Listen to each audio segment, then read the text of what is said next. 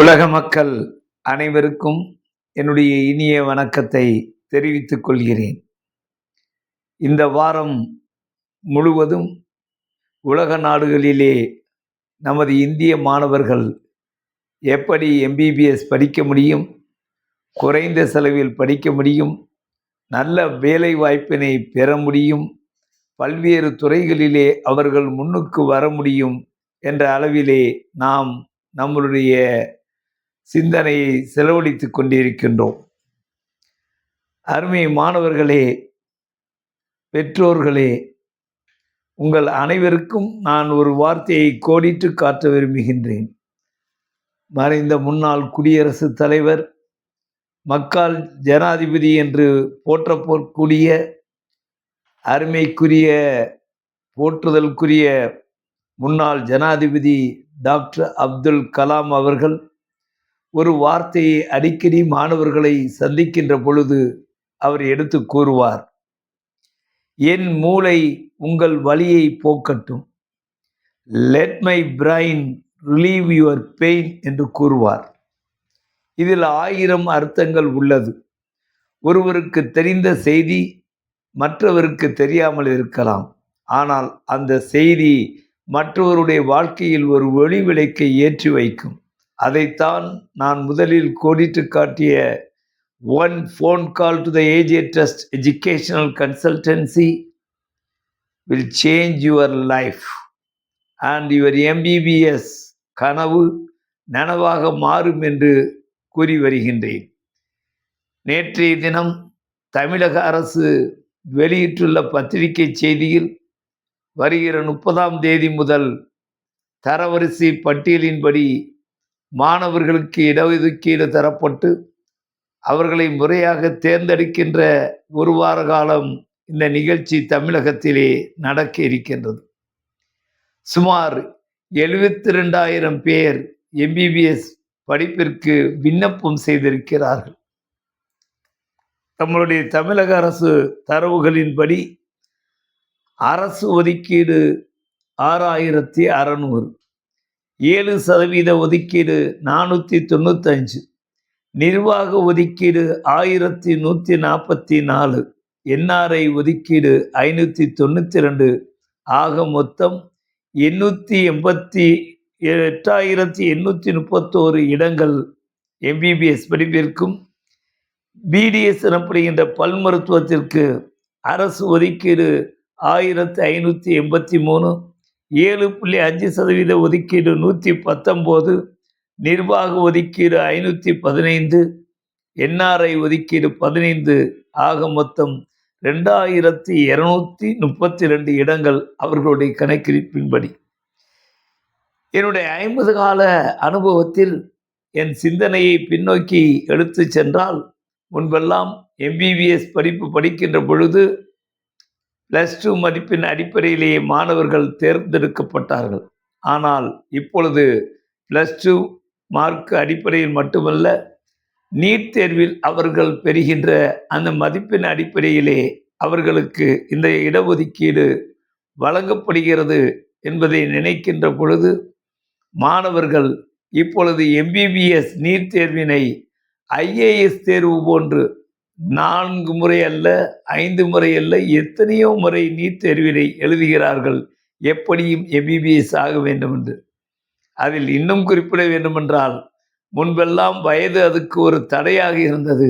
இப்போது 60 வயதை தாண்டியவர்களும் எம்பிபிஎஸ் படிப்பிற்கு நீட் தேர்வில் அவர்கள் தேர்வாகி அவர்கள் அப்ளிகேஷன் போட்டிருக்கின்ற பொழுது வருங்காலத்திலே எம்பிபிஎஸ் படிப்பும் ஒரு ஐஏஎஸ் தேர்வு மாதிரி ஆகிவிடுமோ என்ற அளவிலே நிச்சயமாக அது வந்து கொண்டிருக்கிறது. ஆகவே நம் கையிலே சுமார் 10,000 இடங்கள் இருக்கிறது என்றால் 70,000 அப்ளிகேஷன் வந்திருக்கிறது. 1:7, 7 பேரில் ஒருவருக்கு அந்த வாய்ப்பு கிடைக்கும் என்ற போட்டி தமிழகத்தில் மட்டுமல்ல, இந்தியா முழுவதும் நடந்து கொண்டிருக்கின்றது. 2 முறைக்கு மேல் நீட் தேர்வு எழுதிய மாணவர்கள் 48,954 பேர் இந்த முறை விண்ணப்பித்திருக்கிறார்கள் என்ற செய்தியையும் உங்களுக்கு நான் பகிர்ந்து கொள்ள விரும்புகின்றேன்.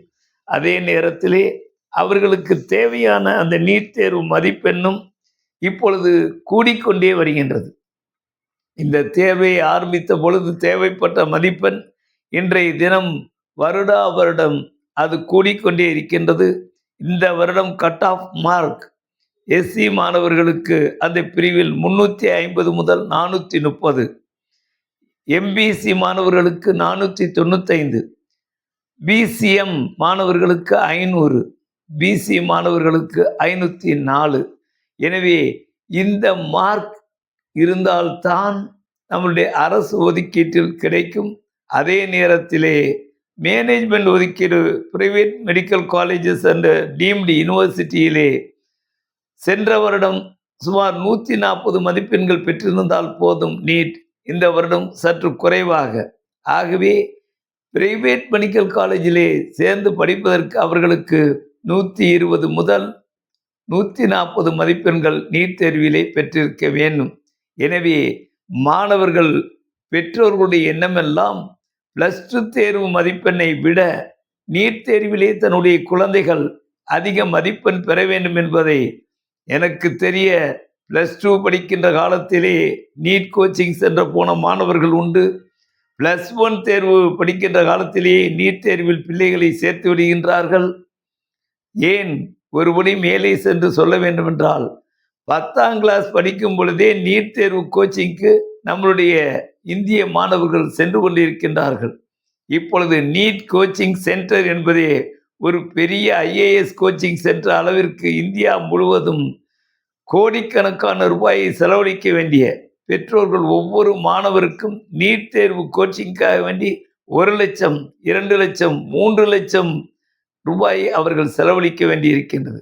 அதற்கு பின்பு அவர்கள் கம்ப்ளீட்டாக போய் மெடிக்கல் காலேஜிலே சேர வேண்டும் என்றால், பிரைவேட் மெடிக்கல் காலேஜிலே சேர வேண்டும் என்றால், நான் ஏற்கனவே கூறியது போன்று சுமார் 1 கோடி முதல் 5 கோடி வரை உலகத்தின் பல நாடுகளிலும் அவர்கள் சென்று படிக்கலாம் என்ற அளவிலே இன்றைய தினம் எம்பிபிஎஸ் உடைய நீட் தேர்வும் அதில் கிடைக்கின்ற மதிப்பெண்ணும் அதனால் அவர்களுக்கு கிடைக்கின்ற பயிற்சியும் முயற்சியும் எந்த அளவிற்கு கூடிக்கொண்டிருக்கிறது என்பதை கோடிட்டு காட்ட விரும்புகின்றேன். அருமை பெற்றோர்களே, மாணவர்களே, ஒன்று நீங்கள் உங்களுடைய நினைவிலே வைத்துக் கொள்ளுங்கள். உலகில் எந்த நாட்டிற்கு சென்றும் நீங்கள் எம்பிபிஎஸ் படிக்கலாம். அந்தந்த நாட்டிற்கு திரும்ப வருகின்ற பொழுது ஸ்கிரீனிங் டெஸ்ட் போன்று அந்தந்த நாட்டிலே மெடிக்கல் லைசன்சிங் எக்ஸாம் எழுதலாம். எனவே உங்களுடைய பயிற்சியும் கவனமும் அதில் முழுவதுமாக இருக்கட்டும். எப்படி காம்படிட்டிவ் எக்ஸாம் இருக்கிறதோ அதை போன்று வருகின்ற காலத்திலே எம்பிபிஎஸ் படிப்பும் ஒரு காம்படிட்டிவ் எக்ஸாம், ஐஏஎஸ் பயிற்சி போன்று இது இருக்கின்றது. நான் ஒரே ஒன்றை மட்டும் உங்களுக்கு உதவ முடியும். ஆனால் நம்மிடம் பணம் இல்லையே, இந்த அளவிற்கு செலவழிக்க முடியுமா என்று நீங்கள் நினைத்தால் அது தவறு. எப்படி ஒரு பொருளை தேடுகின்ற பொழுது இன்றைய மாணவர்கள் கூகுளை தட்டி பார்த்து தேடுகிறீர்களோ, அது போன்று உலகத்தினுடைய 198 நாடுகளிலும் நீங்கள் எம்பிபிஎஸ் படிக்கலாம். அதோடு மட்டுமில்லாமல் படிக்கின்ற காலத்திலேயே உங்களால் சம்பாதிக்க முடிகின்றதா என்பதை நீங்கள் நினைத்து பார்க்க வேண்டும். அது தெரியவில்லை என்றால் அந்தந்த எஜுகேஷனல் கன்சல்டன்சியை சந்தித்து கேட்கலாம். உதாரணமாக ஏஜெட்டஸ் எஜுகேஷனல் கன்சல்டன்சி அந்த மாணவர்களுக்கு கல்லூரியினுடைய கட்டணம் எந்த அளவிற்கு இருக்கின்றது, 5 லட்சம் முதல் கிட்டத்தட்ட 50-60 லட்சங்கள் வரை ரஷ்யாவிலே உயர்ந்த மருத்துவக் கல்லூரிகளிலே இடம் இருக்கின்றது. நான் 5 லட்சம் என்று குறிப்பிடுகின்ற பொழுது அந்த மாணவர்கள் எப்படி லண்டன் செல்கின்ற மாணவர்கள் படித்து கொண்டு ஈவினிங் டயத்திலே பார்ட் டைமாக எப்படி சம்பாதிக்க முடிகின்றதோ இது ஒரு வகையான கல்வி. அதே நேரத்திலே ரஷ்யா போன்ற நாடுகளில் உள்ள மருத்துவ பல்கலைக்கழகங்கள் அதனுடைய மாணவர்களையும் பெற்றோர்களையும் தங்களுடைய பல்கலைக்கழகத்தினுடைய நம்பத்தகுந்த ஒரு ஏஜென்ட்டாக, இல்லை என்றால் அவர்களுடைய பிராண்ட் அம்பாசிடராக, இல்லை என்றால் அந்த பல்கலைக்கழகத்திற்கு வளர்ச்சிக்கு உதவுவராக அந்தந்த நாட்டிலே அவர்கள் கேன்வாசிங் செய்து இத்தனை மாணவர்களை கொடுக்கின்ற பொழுது அவர்களுக்கு கல்லூரி கட்டணத்திலே இருந்து விதிவிலக்கு அடைகிறார்கள்.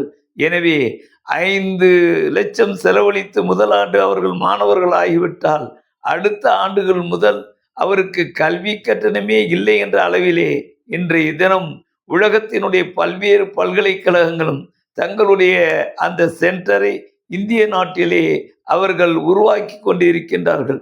எனவே எளிதாக ஒன்று சொல்லுகின்றேன், உங்களுக்கு கல்வியிலே, உங்களுக்கு வேலை வாய்ப்பிலே எந்த விதமான ஐயப்பாடுகள் இருக்கும் பட்சத்தில் அதை தீர்த்து வைப்பதற்காக வேண்டி கடந்த 32 வருடங்களாக ஏஜே ட்ரஸ்ட் எஜுகேஷனல் கன்சல்டன்சி மதுரையிலும், சென்னையிலும், டெல்லி மாநகரத்திலும், மாஸ்கோவிலும் மற்ற அனைத்து நாடுகளிலும் தங்களுடைய கிளைகளை வைத்து பெற்றோர்களுடைய மாணவர்களுடைய ஐயத்தை தீர்த்து நல்ல வழிகாட்டி உயர்ந்தகரமான அந்த மருத்துவக் கல்லூரியில் உங்கள் பிள்ளைகளை படிக்க வைத்து உலகத்தரத்தில் படிக்க வைத்து படித்து முடித்த பின்பு அவர்கள் அமெரிக்க நாட்டிலோ, ஆஸ்திரேலியாவிலோ, கனடாவிலோ அல்லது இங்கிலாந்திலோ, நியூசிலாந்திலோ அவர்கள் வேலை பார்க்கின்ற அளவிற்கு அவர்களுக்கு தரமான கல்வியை கொடுக்கின்றார்கள், ஆலோசனைகளை தருகின்றார்கள்.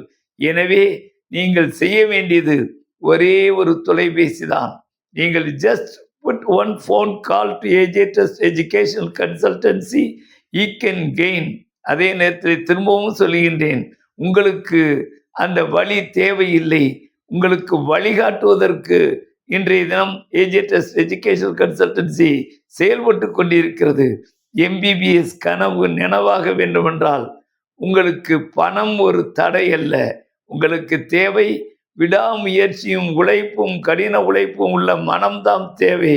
நமது கலாம் அவர்கள் கூறியது போன்று, எப்படி கேரளாவிலே இந்திரா பவனிலே அவர் ஒரு 20 ஆண்டுகளாக ஒரு அறையிலே தன்னுடைய ஆராய்ச்சியை தொடர்ந்தார். இந்தியாவினுடைய உயர்ந்த பதவியான குடியரசுத் தலைவராகி அவர் ராஷ்டிரபதி பவனில் 340 அறைகளுக்கு சொந்தமான அந்த மாபெரும் கட்டிடத்தில் குடியேறினாரோ அவரை உதாரணமாக எடுத்துக்கொள்ளுங்கள். ராமேஸ்வரத்திலே பிறந்து ராஷ்டிரபதி பவனிலே குடியேறிய அந்த மகானை நினைத்துக் கொள்ளுங்கள். அவருடைய அக்னி சிறகுகள் புத்தகத்தை வாசித்துக் கொள்ளுங்கள். நிச்சயமாக கூறுகிறேன், எந்த இதையும் aim at the star you will succeed at the sky என்பார்கள். மாணவர்களே, கவலையை விடுங்கள். உங்கள் கவனத்திற்கு கொண்டு வருகிறேன்.